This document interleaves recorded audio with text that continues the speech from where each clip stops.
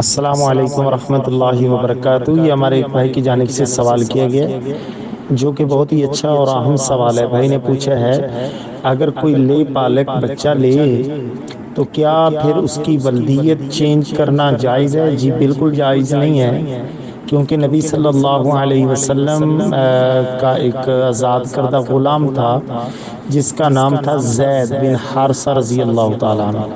تو اللہ کے رسول صلی اللہ علیہ وسلم نے اپنے نام کے ساتھ اس کی نسبت جوڑ لی۔ زید بن محمد لوگ اس کو کہتے تھے۔ جب منہ بولا بیٹا کہہ دیا تو اللہ تعالیٰ نے منع فرما دیا کہ اس کی ولدیت کو چینج کرنا، یعنی نسب کو چینج کرنا شریعت میں حرام ہے۔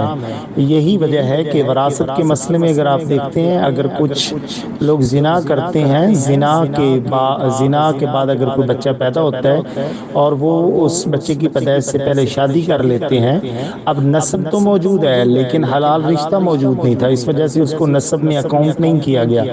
اس وجہ سے ہی اللہ اور اس کے رسول صلی اللہ علیہ وسلم نے تعلیمات یہ دی ہیں کہ نسب کو چینج کرنا جائز اور درست نہیں ہے۔